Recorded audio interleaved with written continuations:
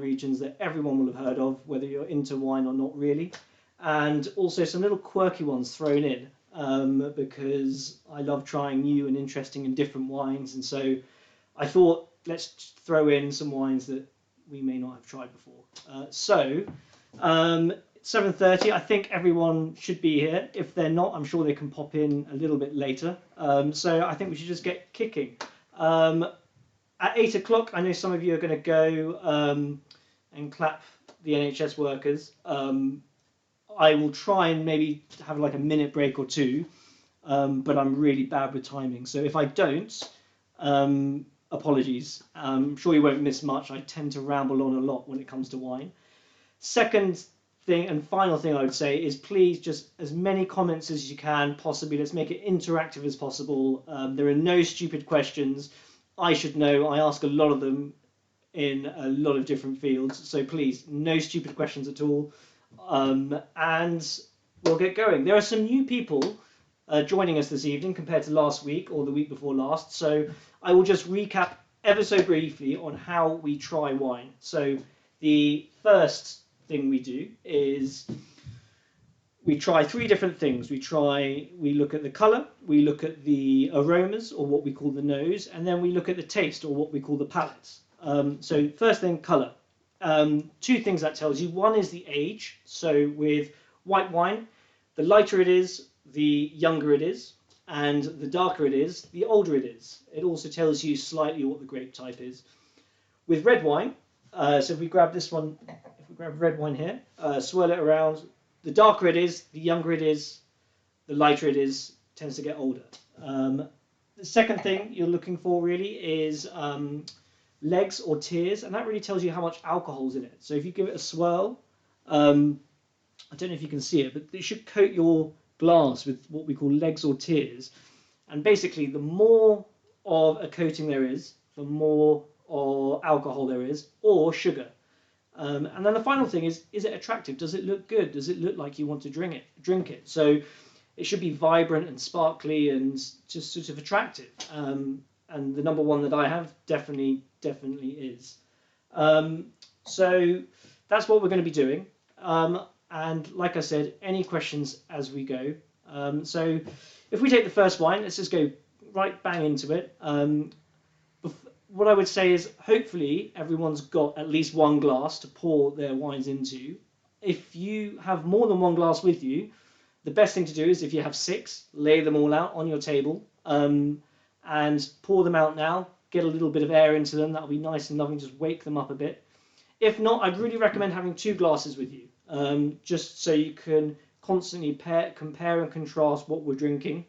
We're trying to go through, I think, each one fairly sort of slowly but systematically, so we're not sort of mixing them up together and having to shoot in and out and stuff. So yeah, number 1, give it a swirl. What you're doing is that tells you, that basically releases the aromas that you want to smell from a wine glass, and it's fantastic for doing that. Basically, it shoots them up into your nose.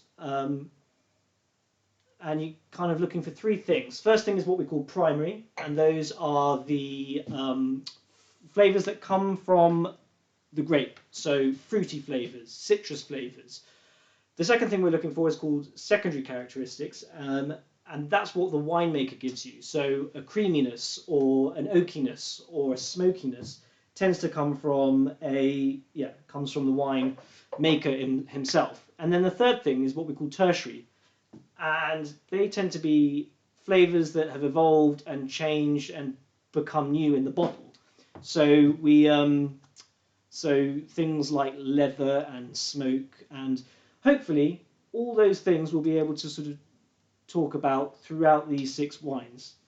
And then the final thing on the palate. Now there's the structure that you're looking for, and then the taste. Now the structure, that is stuff that you cannot get right or wrong. It's not subjective. The amount of acidity in a wine, the amount of alcohol in the wine, the amount of body, it's not subjective. It's the style of the wine. What is a bit more subjective and allows you to be a little bit more poetic with what you're getting is the flavours. So the first thing you're looking for is acidity. That's the saliva building up in the front of your mouth when you take a sip. The second thing is alcohol. So the warming sensation on the back of the palate as you drink, the more warming it is, the more alcoholic it is. The same with the acidity. The more saliva that builds up, the more acidic it is. Then there's body, and that's what you're looking for between like light, delicate whites, all the way up to big, full-bodied, rich, almost like coat your mouth olive oil. And then the length of the wine is really important. Now, these are all really good wines, and rule of thumb is the longer the really good flavours that you get last on the palate, the better the wine. And then the final thing is in red wines, which we'll come to later, is tannin. And we'll talk about that when we hit the red wine. So number one, enough talking. I think give it a try. Let's give it a swirl, smell it, try it, see what you think. And yeah, we'll go from there.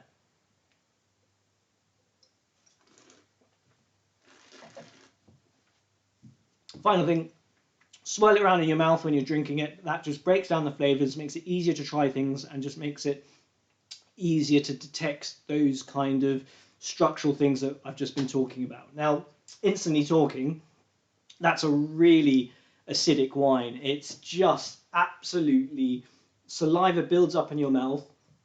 It's almost, yeah, it's almost kind of saline as well. It's kind of salty. Loads of citrus flavours and a little bit of stone fruit flavours, and a slight delicate creaminess as well. The alcohol's not too heavy, definitely there's definitely a little bit of body. It's still quite a light wine though. What do people think? I think that's a really nice kind of summer entry kind of style to the evening. I think, yeah, I quite like that actually.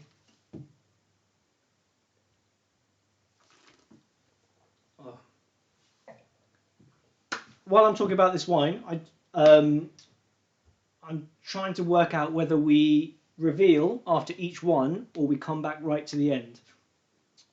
Someone's just put gooseberry. I definitely get to gooseberry. It's a real kind of, yeah, really kind of tart flavour to it. If it's a little bit too acidic for you, the best thing to match it with is something that is also acidic. So anything tomato based, so especially cherry tomatoes. So cherry tomatoes are really, really acidic. And it sounds counterintuitive, but if you match acidity with acidity, it tones both of them down. So this would go really well with anything that's cooked in a lemon sauce, for example. So fish or meats cooked in a lemon sauce would go really well with this kind of wine because it is so acidic. I think it would also go really well with grilled or fried fish. I've had this wine a couple of times with aubergine. It goes really well with aubergine, and I don't know why, but it just cuts through the kind of richness of aubergine. And also, I mean, I'm a big, big fan of cheese. I eat way too much of it. And this wine would go really well with soft cheeses like brie or époisse, or even like my favourite, stinking bishop. So cheeses it would go really well with. So yeah, any guesses to what it could be? I think the chat's a little bit further behind. So maybe going forward, if you let me know what you're thinking as we go, and I can tell you if you're right or wrong.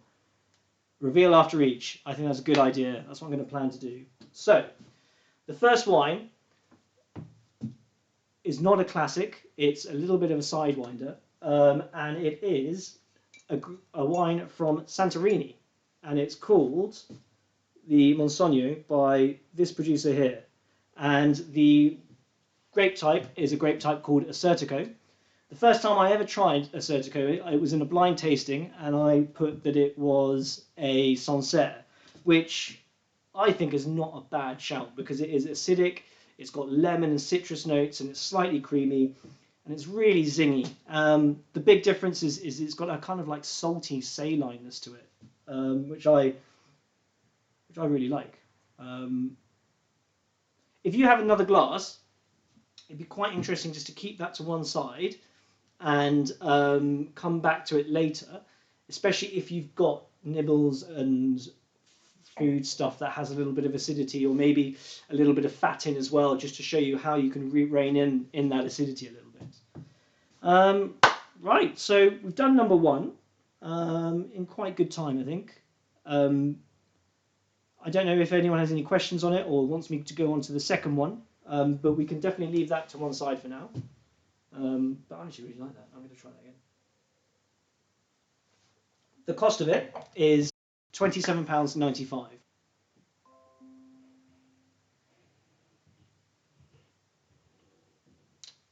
Sorry guys, if you can see me, it just has a little bit of a disconnection, so I'm just trying to reconnect.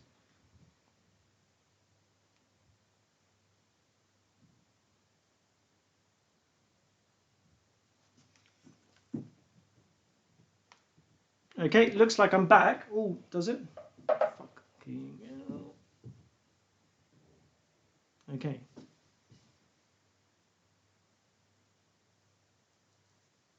So hopefully we're back. Apologies for that. I don't know what happened there. I think that should be working again. Let's have a look. Oh. Okay, great. Right. Let's see. Sorry about that, guys. I mean, me and technology, my brother will tell you, is not the greatest in the world. There we are. Right. Let's get the chat back up so I can see what you guys are talking about. Look at that. There we go. So, can we confirm I'm back? Brilliant. Yes, look, sorry about that, guys. So, should we just start number 2 again? I think that's probably a good idea. Yeah, apologies for that. Don't know what happened there. Me and technology. Okay, so number 2. So number 2, if you compare the colour to number 1, is slightly more intense in colour. So I would call it the same colour. It's still a pale lemon, but it's a little bit more intense. And that would suggest a couple of things. One, maybe it's a bit older. I don't think it's too much darker to suggest that it's a age thing. I think it literally just means it's a different grape type. And there is a certain grape type that can give you this lovely lemon colour. So it could be that wine or something completely different. So we just give it a swirl around. It's got a little bit more of that kind of vivacity. Those legs are a little bit bigger. Give it a smell, like loads of green apple there. Really citrus. Yeah, really intense as well. Now there is something in here that is... Now I talked about the things that I talked about primary, secondary and tertiary characteristics. And primary was what the grape gives you. Secondary is what the winemaker gives you. Tertiary is what the bottle gives you.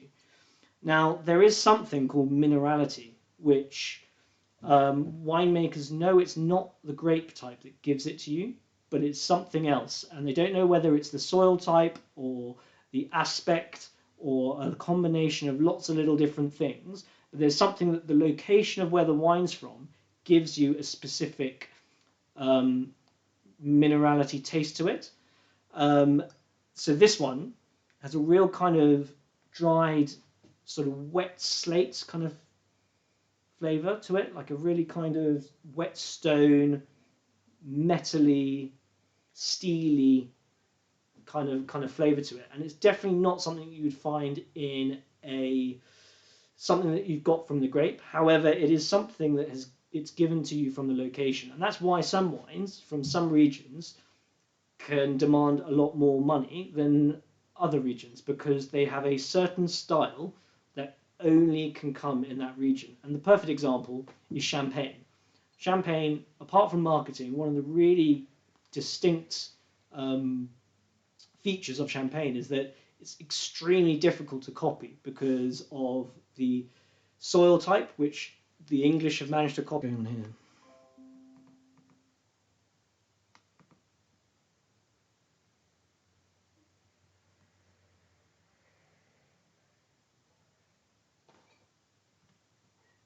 Right, looks like I'm connected again. I'm really sorry about this. I don't know what is going on. Yeah, really, really frustrating. I mean, I'm as about technologically sound as a... I thought I did quite well setting this up, but there we go. So, right, back to the wine. So it gives you, yes, you've got lemon flavours, you've got a kind of flinty steeliness to it. At least with my internet problems, you've got something to entertain you while I'm sorting it out. So if this does happen again, I will be back in a second. So please just enjoy the wines while it loads up again. So this wine gives you a real, yeah, it's really intense. It's really steely. Again, it's still quite acidic. Maybe not quite as acidic as the first one, but it is still mouth-watering. In your the saliva is just building up, and it's, yeah, quite a big wine. Has anyone put any guesses through so far? Let's have a look.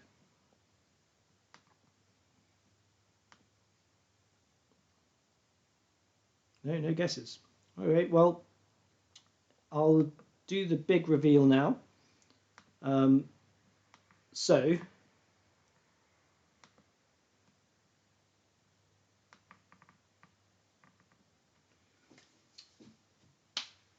someone has got it completely right. The answer is Chablis. And it's made by the Drouhin family, who have been making Chablis for 400 years. So a really old wine producer. And those that have put Chardonnay are absolutely right as well, because it is a Chardonnay from Chablis. And that's the big thing that you're paying for here. So Chablis makers like to say that their wines, they don't grow Chardonnay. What they do is they use Chardonnay to make Chablis, and Chablis is a great vehicle of expressing what the ground that it comes from tastes like, and that's what the real kind of steeliness is from it. So I don't know if you guys are getting that. Like it's a really, if you go back to the first one, if you've still got it in your glass, it smells really citrusy, the first one, but it doesn't have that kind of steeliness that the second one has.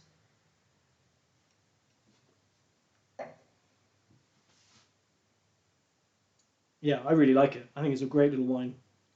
Again, same price as the first one, $27.95. It's fermented completely in stainless steel tanks because they really want to keep the flavour of the primary flavour of the wines as the big kind of forefront and really express that minerality. And yeah, Chablis is a great little region to show that off. Right, I really would recommend keeping number 2 in your glass, just keeping a little bit behind. I'm sorry if I haven't mentioned that in time for you guys who have finished it off. And then get to number 3. So number 3, I would say is the same colour as number 2, maybe a little bit darker.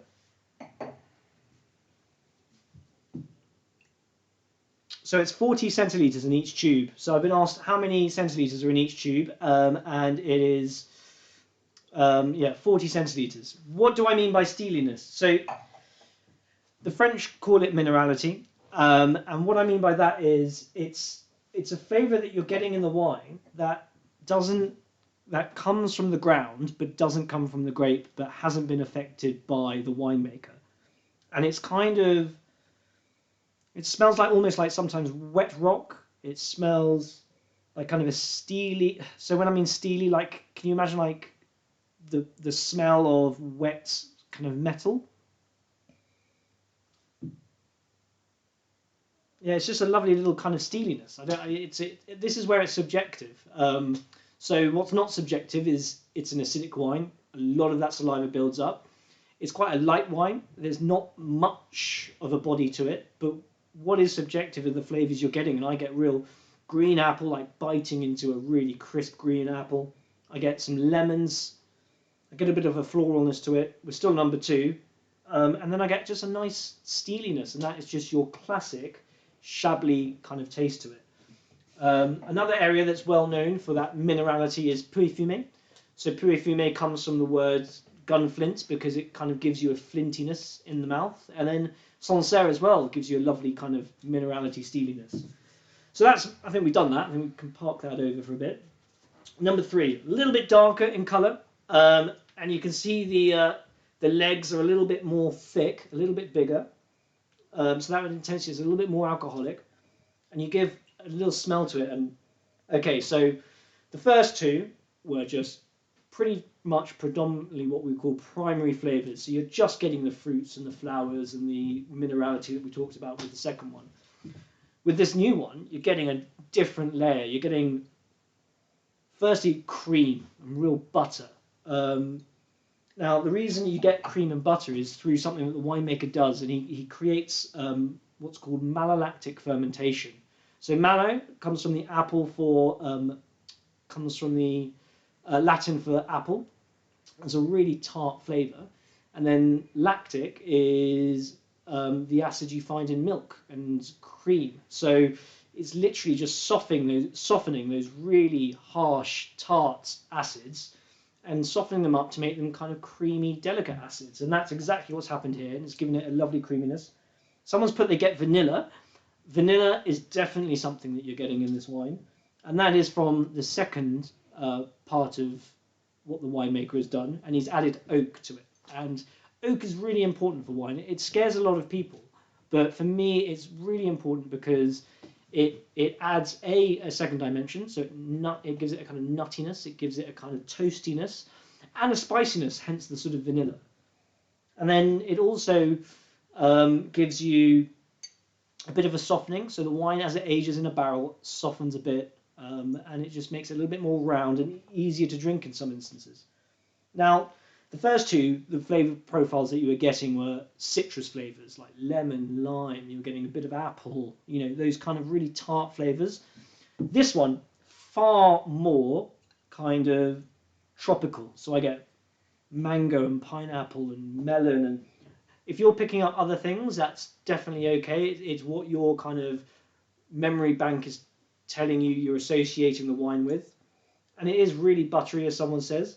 I get toffee as well, I really do. So Stuart has put he's getting toffee. Candied apple is a great answer for whoever's put that. And it's just, so that kind of tells you that we've gone from citrus to fuller-bodied, more tropical flavours. Now, rule of thumb, that means it comes from a hotter climate. So the warmer, bigger, fuller-bodied kind of flavours you're getting in white wine tends to suggest warmer climates, so the New World, Australia, those kind of regions give you those kind of flavours. So everyone, if you haven't already, I'm sure you're way ahead of me. Give it a try and see what you think.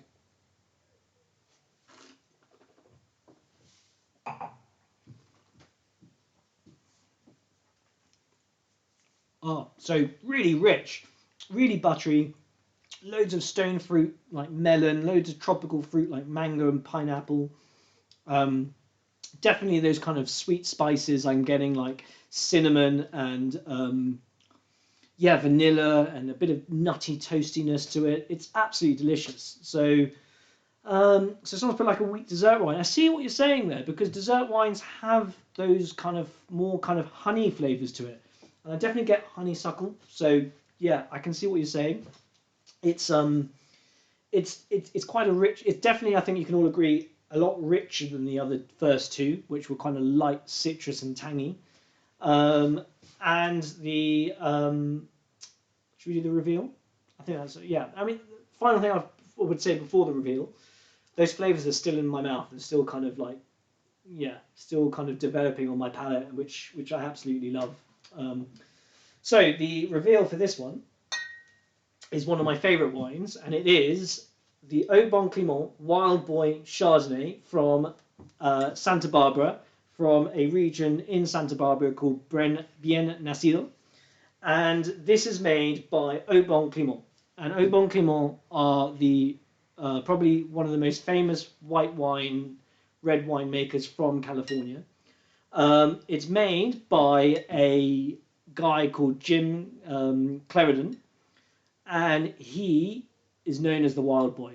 And it's a really rich, oaky American Chardonnay. And it's probably the oakiest Chardonnay you can really get at this kind of price point. And I absolutely love it, because it's kind of gone out of fashion, but my kind of philosophy, my kind of life statement is to bring people around to oaky Chardonnays. And I just think it's absolutely delicious. And I hear a lot of people say that they don't like Chardonnay. And I think what I would say to those is there is a huge spectrum of Chardonnays that you can get. and you just need to find the Chardonnay that you like. So, for example, the Chablis is a Chardonnay, but it is completely different to this one we've just tried. So, if you still have number 2 in the glass, give it a swirl, smell it again, give it a try. Nice, clean, crisp green apple, and then number 3, really rich and yeah, lovely. But it's not so big that it just stays there. It's still got the acidity that cleans the palate afterwards. So I've been asked to show the bottle again. So here we go. That is the bottle, the Wild Boy. It looks like Billy Connolly, doesn't it? After he's taken some LSD. It is Joe Exotic. Someone's put Joe Exotic. It is. It's fucking Carol Baskin. There we are. That's and that would go really well with risottos, rich kind of creamy chicken dishes, or just on its own. I could nick a bottle of that on my own, really. So it's, my kind of favourite wine. I've noticed on the clock it is 8 o'clock, and I know some of you guys want to do the nurse clap. So I'm going to let you guys go for a couple of minutes because I think this is quite a good time to stop. I think those that don't and want to stay and ask questions, I'm here for the next couple of minutes. And so what have we got here? The food that I would have with number 3 would be roast chicken, any kind of roast white dishes. Pork would go really well, pork tenderloin, or pork chops. But like I said, I could really drink it on my own. I think it's a really good little wine. My favourite of the 3, stylistically, is either 1 or 3. I think I really love those kind of styles. However, I've been to Chablis, and it's really hard not to fall in love with Chablis when you're there.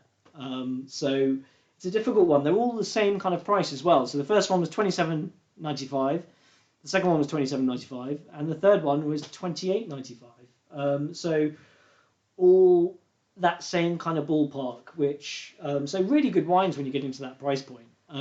Which actually I think is one thing I would say is I find it incredible how people have a limit in their head of what they're prepared to spend on wine, which is absolutely fine. Like I've got no issue with that. What I find quite funny though is there are people who have a limit of say 10, 12 quid a bottle, absolute limit, but then will perfectly happily buy a bottle of house white wine for 28 quid at the Sloane Pony and be happy to drink a terrible bottle of wine. And I think actually if you buy wine house prices in a retail store, you're getting absolutely sensational wines, and that's something I would really recommend doing.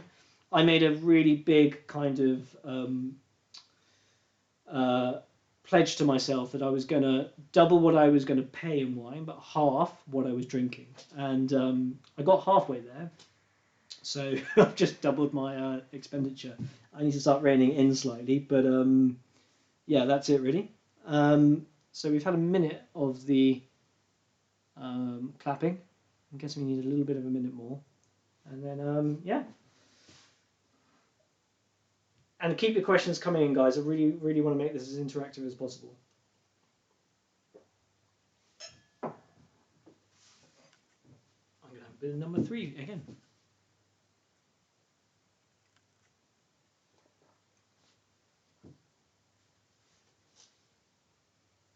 Oh. I think if I have to take one home, it might be the ABC. I really love that.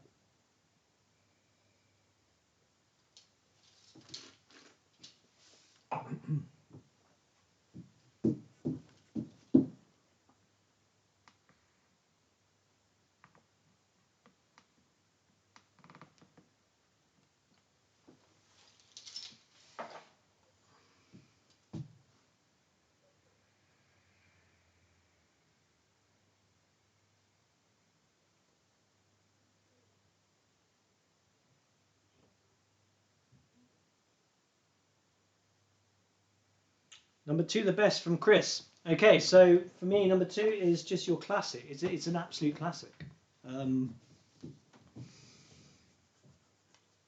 I find sometimes with the classics, so you spend a little bit too much for them. But Drowan, I mean, he's been producing wine for over 400 years as a house, and they've just been, yeah.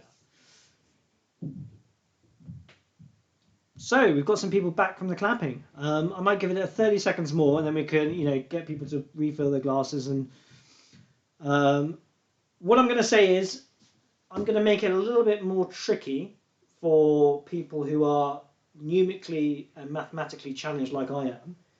And we're going to go for number 5 next. Now, if that is a problem, please kind of put it in the comments and we'll just do it 4 to 5 to 6. But I really think that doing number 5 before number 4 would be really, really worthwhile. So William has put first is number 2, then number 3, then number 1. And Stu disagrees. So if everyone's happy doing number 5 first, before number 4, I would really recommend it.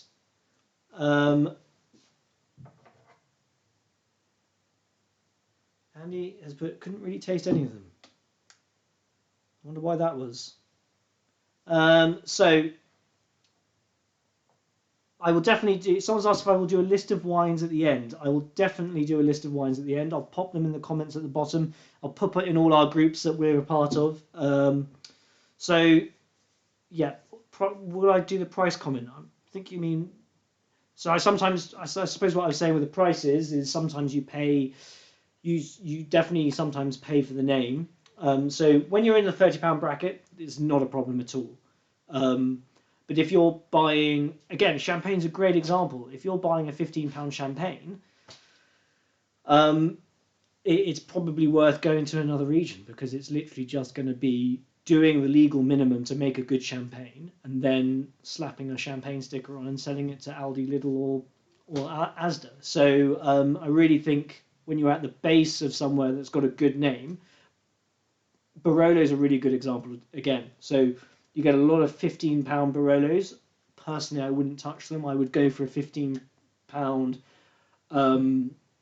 Nebbiolo from Langer, for example, which is the bigger region where Barolo's in. So it's a really good. So we've got Stuart saying he's poured number 4. It's not that much of an issue. What I would do is, if you can get another glass, if it's only one person that's done number 4, I think we can do number 5. I just think it'll work better, and we'll explain why in a second. So,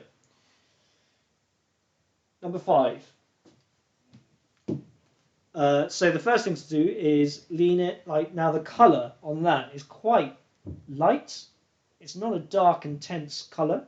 You probably saw that when you kind of pulled it out. Like if you get the test tube of number 6 and compare the two colours, you'll notice number 6 is a lot darker than number 5.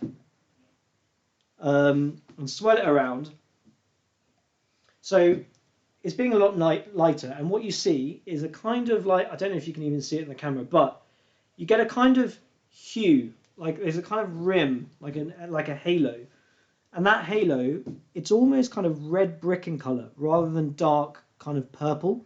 So if you ever order a really young wine in a pub, like a House Merlot from your local pub, it'll be purple in colour because it's literally been picked, pressed, fermented, shipped, and then you're drinking it a few months later. So it hasn't had any time to age or develop. And as the wine gets older, it starts getting a really kind of lighter colour to it. And so it's almost kind of a red brick kind of tawny rim on the edge. And that tells you it's quite an old wine, or it's got a little bit of age to it, definitely. The second thing I'd really say is when you stick your nose in, like with the first few wines, I think you can all agree that fruit was the first thing you were really kind of hitting with. This isn't the case with this one. You get a really kind of, we're going to talk about oak now. We're going to really oakiness. And this is a lot of sweet kind of flavours. You get real kind of vanilla, you get cinnamon, you get allspice, you get a load of different flavours to it. And then you also get, with the nose, so yeah, you do get some fruits like cherry and red currant, but you're also getting a real kind of dried fruits to it, and then even a hint of leather. Now, this is basically showing that the wine is aged and it's got older. So what has happened here is those fruity flavors that you'd have had when it was first bottled have developed and aged and changed and kind of become evolved into new flavors, and those new flavors tend to be dried fruits like prunes, dates, raisins, and it also kind of has a real kind of leatheriness, which is the oaky flavors aging as well. So try it, see what you think.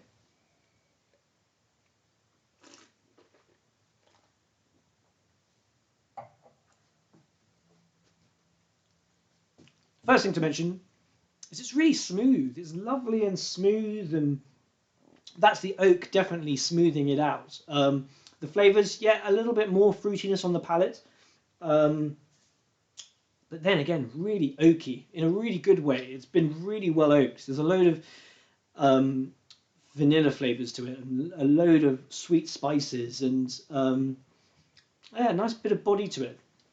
And then we're going to talk about tannins a little bit more with the other reds, but tannin is a really important thing. You find it in tea, and it's basically the structure of red wine.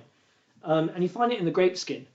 And the way it comes across on the palate is if you ever have a drying sensation on the around your gums and your teeth, and that's tannin. And the way sometimes the tannin is too much that you need to break it down. And the way to break down tannin is protein and salt, which is why cheeses and red meats go really well with tannic wines. And most red wines have a degree of tannin. So it's always something that you look for. So when we go back to the things that you're looking for, the primary, secondary flavors on the palate, the intensity, the length of the wine that stays on your palate. The other thing that you really need to look for with red wine is tannin, and that is a fairly nice tannin to it. It's not. They're quite fine. They're quite ripe. They're quite mellow. And one way to mellow tannin is age. So again, it's hinting to us that it's quite an old wine. So if I try it again, and just try it again, and just kind of see how it coats your mouth and see what you think.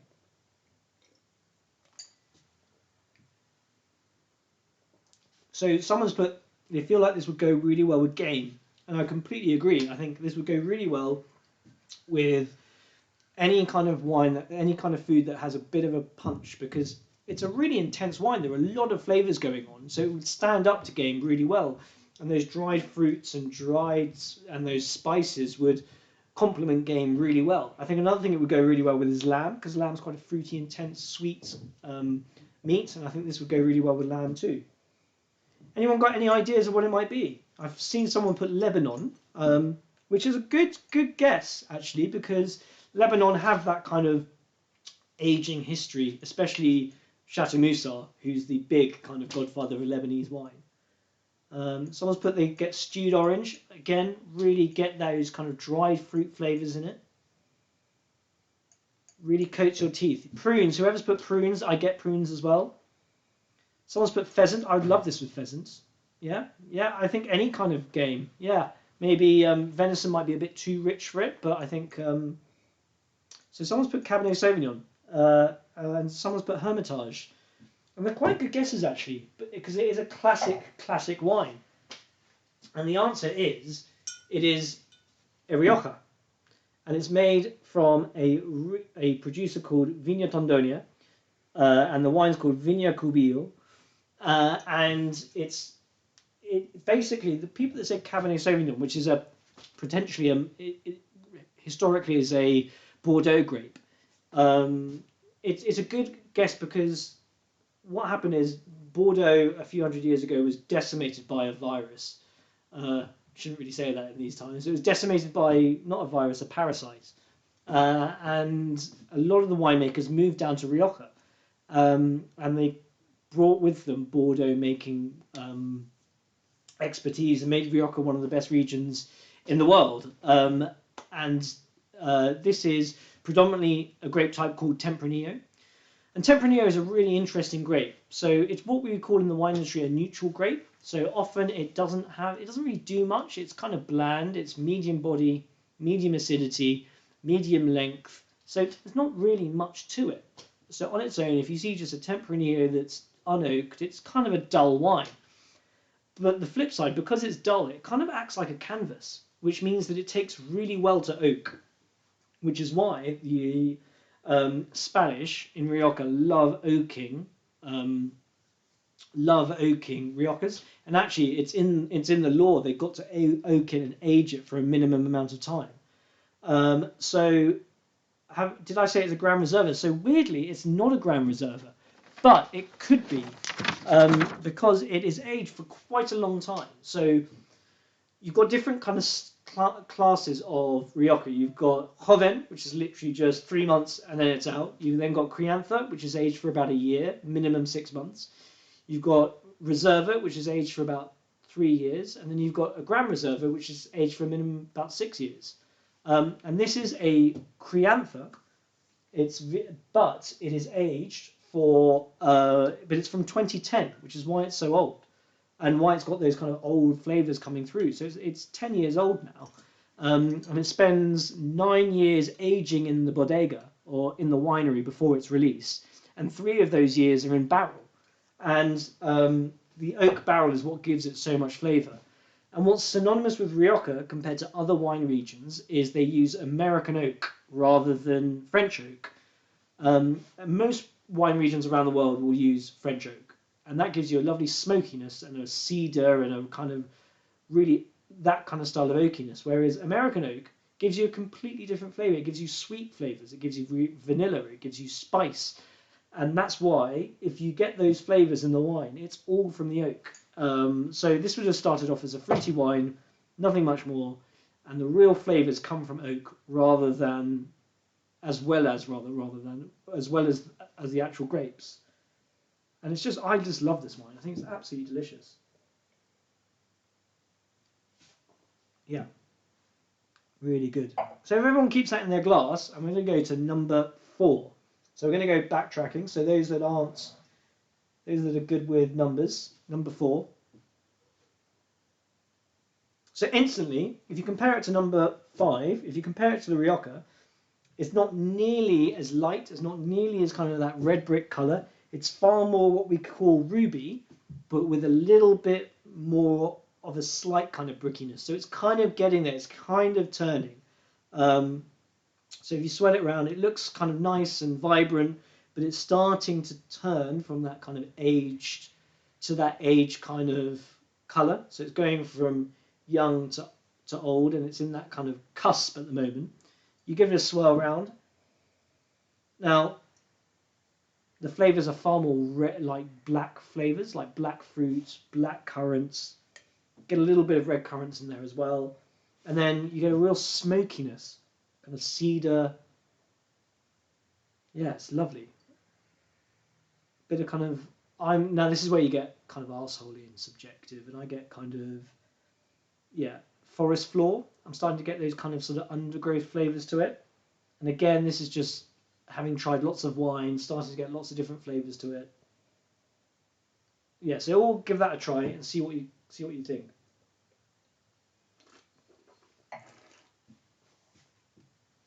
So what we're going to talk about with this one is tannin, which is why I wanted to taste it after number 5, because this has quite a tannic kind of feel to it.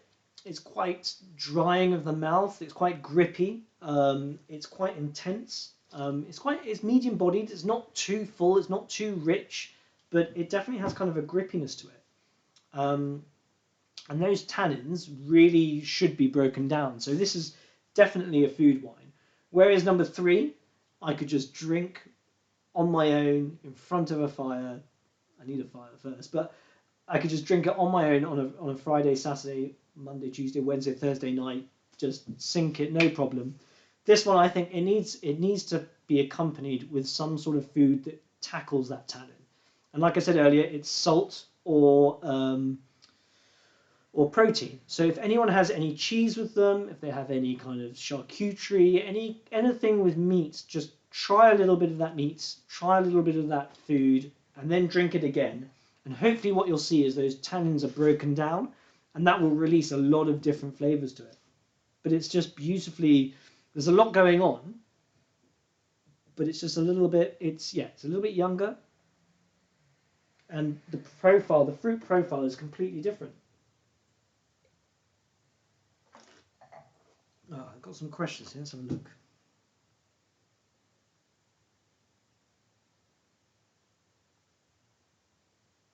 There we go.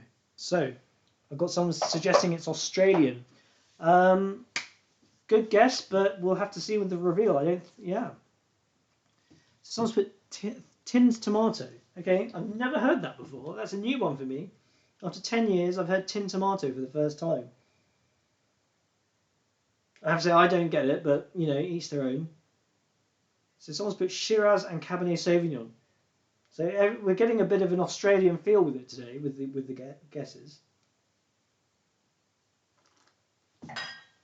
So we've done some quirky ones, we've done some traditional ones. This falls down as probably the most traditional wine we're going to try. And it is the Chateau Siren from Margaux in Bordeaux. So it is a Claret, it's a Bordeaux. And it's so Margaux left bank, which means it's predominantly Cabernet Sauvignon. So it's about 50% Cabernet, and the thing with Cabernet Sauvignon is a lot of people call it the donut of wines. So it's got the structure, it's got the red fruit, but it's missing something in the middle. So Bordeaux's tend to always be blended. So they've added about 35% Merlot, and then the rest of it are Cabernet Franc and Petit Verdot. And all those things add something together. And the difference with this one and number 4 is the oak that they use. So rather than using American oak, which gives you those lovely spices, they use French oak, which gives you kind of smoke and cedar and cigar box, those kind of flavors. It's a little bit more. So Margaux also gives you something like I call kind of pencil shavings. It's kind of graphite kind of flavor to it. But a really good quality wine. It's so it's from the vintage 2014, so not nearly as old as the 2010 Rioja, but it's still got a little bit of age to it. And that 2014 is a great little vintage to buy. So if you see 2014s out there, snap them up, because it was a really good vintage in the end. And actually, some producers produced epic, outstanding wine, and it's really difficult to find a bad 2014. And Bordeaux is all about vintages. So you'll hear people go after the famous vintages, which in the last few years are 2010, 2009, 2005, and 2000. 2016 was pretty good, but 2014 kind of went under the radar, and they produced some pretty good wines out there. And I'd recommend, if you see them in the shops, 2014, snap it up, because it's a good little vintage. The big difference again between Rioja and Bordeaux is Rioja, they age them for you. So legally they have to age them in their bodega, stayed away, evolving, and so they release them. So the great thing about Rioja is it is ready to drink when it's on the shelf. So if you buy a Rioja, they've done the aging for you. With Bordeaux, it's slightly different. They expect you to age it yourself, which is why we have cellars originally, because we had a big kind of relationship with Bordeaux and the Bordeaux region. So we buy cases, cellar them, age them ourselves, and when they're ready to drink, we pull them out. And now that we don't really have that culture anymore, Bordeaux, we tend to be drinking them a lot younger. And I love aged wine. I think they're absolutely fantastic. But my little proviso there is, if you see an aged wine on a shop shelf, well, that was difficult to say after a few glasses. If you see an aged wine on a shop shelf, second time lucky, I just ask yourself, unless it's a really good wine, ask yourself why it's aged. Because alternatively, like Burgundy, for example, if people want it, they'll buy it, and they're trying to release it as young as possible. if it's aged and you've got a load of vintages on the shelf, it kind of makes you think, well, it's not selling as fast as maybe others. The only exception is Rioja, where they legally have to age it themselves. It's a legal requirement. Would you have picked that as a Bordeaux? Surprisingly fresh for a Margaux is the question. I think, again, it's the vintage. I think it's classically Margaux, actually, because the great thing about Margaux is it's the lightest of the left bank Bordeaux. So Bordeaux is really simple, but they try and make it very complex. So you've got left bank and right bank. Right bank is easy. It's Pomerol and Saint-Emilion, and they are predominantly Merlot. And they're kind of more forward drinking, more soft, more easy to drink. Left bank are the big names you've heard of, like Pauillac, Margaux, Saint-Estèphe.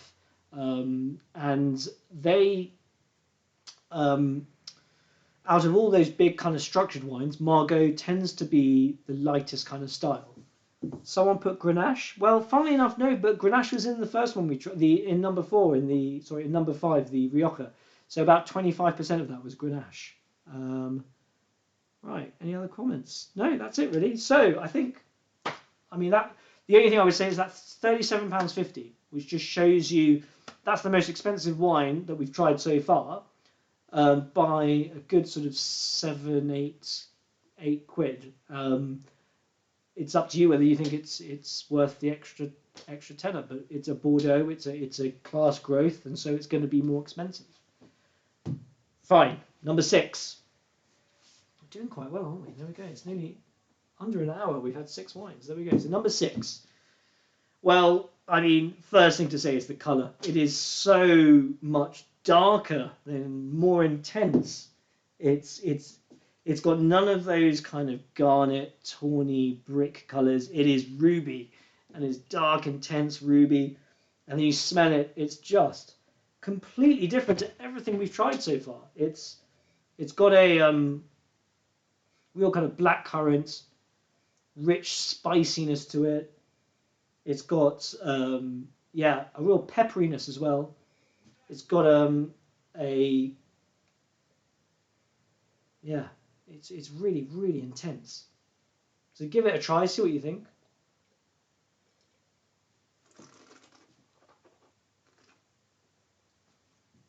Again, blackcurrant, intense, fruity, mouth-wateringly fruity.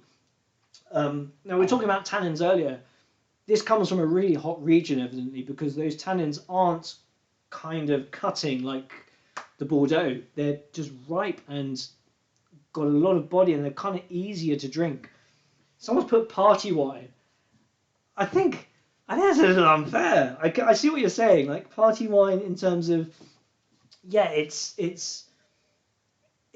easy to drink. Like it's dangerously easy to drink, but I've only taken 1 sip and I'm still tasting it, which kind of points to it being a really outstandingly good quality wine. And it just, it's just still there. I think it's absolutely fantastic. Do you sell this in a Jeroboam? I don't, but we do sell some Jeroboams, so talk to me later. Very easy to drink, it is, and it's the sun. You can taste the sunshine in the wine, like it's just a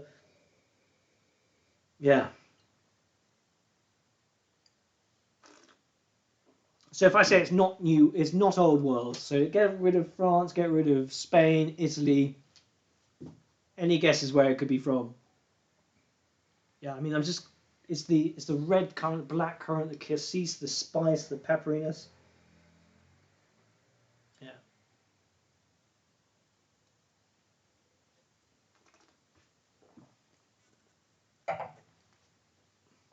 So someone's put Californian. It's not Californian. That'd be quite lazy to do 2 Californians in one go. Oh, so someone's clarified the party wine. So I was taking it as a dig, saying, this is something you can buy just for a party. But it's actually, sorry, to clarify, there is a party in my mouth and it has great flavour. Well, that's good to know. South America is another guess. It's not South America. Right, so the reveal, I think. It is a Shiraz from Australia. And it's from a really good producer called Clonakilla, and this wine is called the Hilltops. 2018, so it's the youngest one we've had of the reds, which is why it's so fruity. And when it ages, it will start getting a lovely kind of mockery chocolatiness. Someone's put Pinot Noir way too big to be Pinot Noir, and the acidity isn't nearly there, isn't really nearly there to be Pinot Noir either. So trying it, like the acidity is kind of medium, it's kind of full-bodied, whereas Pinot Noir would be light-bodied, high acidity. The fruit flavour is a little bit different to Pinot Noir as well. This is far more sort of red, black fruits, which I don't think you really get with a Pinot Noir from this kind of region. And so region-wise, so it's from Australia. It's about 40 kilometres north of Canberra, for those that kind of know Australia in terms of a map. It's really concentrated, really dark fruits. And I think it's just delicious. It would go with steak. It would go with red meats. But then again, like the Chardonnay from California, it's just so easy to drink. I mean, I was going through a stage a while ago just loving aged Shirazes. But again, you have to age them yourself because they don't really have a culture of aging them for you. It's possibly the only good thing to come out of Canberra is what someone's put. I couldn't possibly comment. Oregon, now no, but we will do. Someone's put Oregon as maybe a guess, but we definitely need to do a tasting with some Oregon wines in because I love Oregon. They're such a great little region. So that's it, number 6. We need to have some questions, I think. If anyone's got questions coming forward. Oh. So I need to know what people's favourites are. So everyone needs to message what their favourites are and stuff because I need to know what the good and the great are thinking about in terms of wine. So yeah. I personally, for me, I love the Rioja, but for me the Rioja is it's a once in a blue moon kind of wine because it's such a unique flavour and it goes really well in certain situations that it's one that I love once and then won't go back to for a while. The Chardonnay is just epic for me. I love the Chardonnay. But I'm a bit of a Chardonnay whore. I just love a rich oaky kind of Chardonnay with lots of buttery biscuitiness to it. A buttery biscuit base is what I'm looking for with a Chardonnay. Someone has put, which of these reds could you drink at the lowest temperature? That is a really good question, and I would probably put the Shiraz, which probably sounds a bit weird because it's the biggest wine. For me, the reason is I've been to a few Shiraz tastings where they actually put them in ice for 10 minutes before we were allowed to try them, just to take the edge off the alcohol, because the alcohol was so big in them that they just thought, bash it in ice and it will do really well with a bit cooler in temperature. What you've got to remember is with red wines, when they say room temperature, that is the room temperature of when room temperatures were 18, 19 degrees, not the 22, 23 we have. And if you're out in Spain or Australia, room temperature tends to be a lot hotter than the wine should be at. So that's something just to remember. Someone loves the Margaux, so we've got a classicist. Look at that. 2 and number 6 for someone. So that's the Chablis and the Shiraz. Well, that's quite a big, interesting difference between the two. Number 6 for the Reds. I wouldn't say that it's because you have. So someone's put they like number 6 because it's a sort of unverified palate, and it's for me that's really not. It's a really big stereotype that you've got to learn to like some other wines, but. Yeah, it's a great wine to get introduced to because it's fruity and full-bodied and rich, and actually it's a great starter. But I think the Australian wines offer so much that they are quite complex as well. Like I think it's not just a fruit bomb, which is the kind of the main characteristic. There's a lovely pepperiness to it. There's a lovely kind of smokiness as well. It's a really good wine. It's really concentrated, but you can definitely taste the sunshine. Yeah, really good. And some more.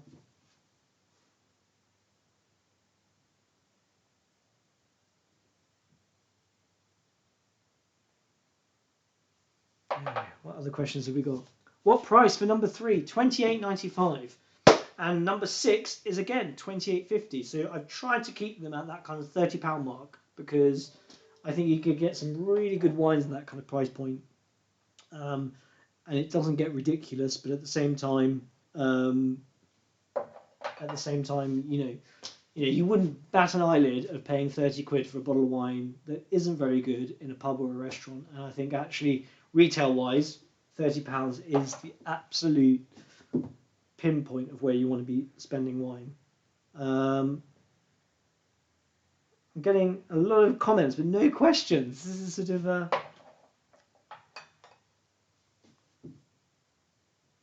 What's my favourite wine under £20 and under £30? That's a very good question, because I'm very fickle with wine. So under £30, my favourite wine at the moment, because it changes, and I'll be back in a sec.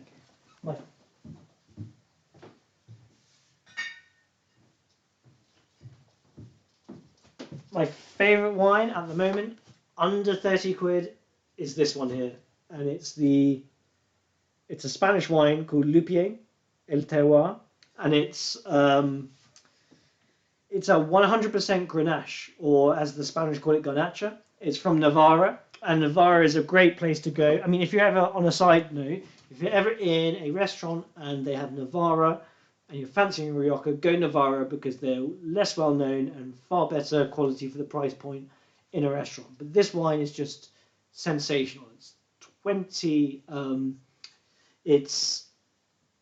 It's just intense, it's full body, it's rich, it's got great acidity, it's really fresh, it's just the length of it goes on and on and on, and it goes with absolutely anything. So that's my favourite wine at the moment, under 30 quid. Under 20 quid is a really good question. I'm really stuck. I don't know what to say.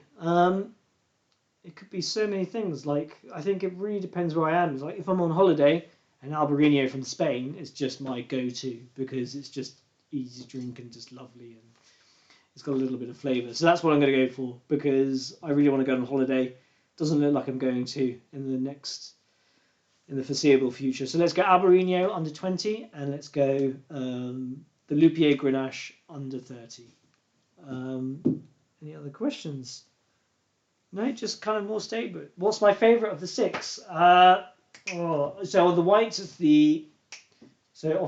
it is this one, and I'm not just a sucker for a label, even though it's a good one. And for the reds, I'm going to have to go the Rioja. I just thought that was outstanding. And the cheapest one of the night, £21.50, which I thought was absolutely a bargain, which is why I put it in. So yeah, those are my 2 favourites. Out of the 2, I do right now the Chardonnay. But if you give me a piece of lamb, I'd go the red. Can I bring you some more? Yeah, maybe. Who knows? Desert Island wine. Oh, well, my answer would be Chardonnay. And the reason for Chardonnay is you can oak it, you can have it unoaked, and then you can have it sparkling as in champagne. So Chardonnay, but in its different forms. I'd have one sparkling, I'd have one champagne Chardonnay, a Blanc de Blanc. I'd have one rich oaky Chardonnay, and then I'd have one steely, crisp Premier Cru Chablis. Do I have any thoughts on Aldi and Little Wines? They are annoyingly good, I think is the answer for what do I think of Aldi wines and Little Wines. Annoyingly good. They have a very good, obviously, wine buyer and wine MW. They manage to get very good prices, and then they manage to make them at a very, very decent margin for customers. And they don't stay there very often, but I don't think I've ever had a bad wine from Lidl and Aldi. So I think they're really good. I think if you don't want to spend a lot of money, I don't think there's any snobbishness of going to Aldi. And I think actually at Christmas they had some Royal Tokais, which were fantastic. So yeah, fantastic. How much vermouth do you put in my martinis? Well, this is from my cousin. And the answer is very simple, not very much, because I was taught by our grandfather, Papa, who would waft the neck of the bottle over a martini just so it had a little bit of a sniff and nothing else.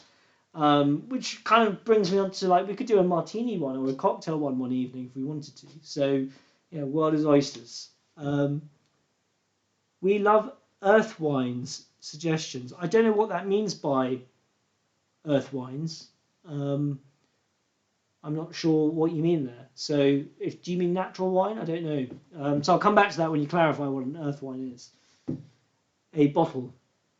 Okay, so if I've got to go for a bottle of wine in a desert island, it would be an oak Chardonnay, I think. No, I digress. No, it would be an oaky champagne. There we go. Final answer. Earthy wine. So earthiness tends to be kind of, if we're talking about reds, and I suppose some whites, earthiness comes from age, really. So anything with age to it. So you can kind of, so what we call is, it's called forest floor kind of flavors, and they come from that tertiary characteristic kind of style. So the flavors that you get from the bottle as they age and get bigger and richer and more complex as they age, and one of the flavors you get from them are forest floor, which kind of become called an earthy characteristic. Burgundy, Pinot Noir gets it a lot, so red Burgundy, or some areas that are good alternatives to red Burgundy, such as Oregon, like we mentioned earlier, or New Zealand, or Mornington Peninsula in Australia. So an earthiness you get from Pinot Noir really well, but once it's aged. We had someone talk about Lebanese wine. They have a real earthiness to them, but it's at the spectrum where it's almost kind of what we call in the wine industry farmyardy, and farmyard is a lovely way of saying tastes like shit, but it's in a good way, which is really hard to get your head around because it smells like a barn, it smells like a farmyard, it's got that kind of manure-y kind of smell to it, and honestly it's lovely, but it's not for everyone. So if you want a really earthy wine, maybe Chateau Moussard with a bit of age to it, and they are a producer that do sell wines that are already aged, so that's a really good example. Yeah, so that's an earthy one. I'd go for an aged Pinot Noir or an aged, somewhere. What is my favourite wine producing country and why do you choose Australia? So, favourite producing wine region? I don't know. I really just I like trying new wines I've never tried before. I think you get a lot of those from Spain. I think you get a lot of those from Italy. I think Australia are producing really interesting wines now. So they've always gone for the big French grapes. So the French grapes are, that everybody knows, Cabernet Sauvignon, Merlot, Sauvignon Blanc, Chardonnay. And actually there are some really interesting wines coming out of Italy that are now, those grapes are now being planted in Australia because the hot climates kind of work with each other in tandem. So you're getting really good Primitivos from Australia, you're getting really good Montepulcianos from Australia. Old vine Grenaches from Australia are sensational. So Australia is actually a really good wine producing country and really interesting, which is what my kind of key is getting away from the kind of classics and trying kind of alternative ones, and Australia are now producing really good alternative kind of wines. Yeah, so hopefully I've answered the question there in terms of Australia and what kind of wines I love, I suppose. I think that's the questions seem to be drying up a bit. So if everyone's kind of done, I don't know if there are any more questions. I'll give it kind of 30 seconds to a minute. I don't know. I am very conscious that wine people can bore people senseless, and I've never wanted to be one, so I don't think it needs to be longer than it needs to be. So I'll give it 30 seconds. I'll just recap. So the recap, number one, and I'll recap, and you might not have it in front of you, but I'm going to do it in front of me anyway, because I think it's quite a nice way to finish off. So number one, the Santorini. Really lovely saline, citrus, intense, kind of great sort of zesty, hot summer's day wine. light, crisp, delicate.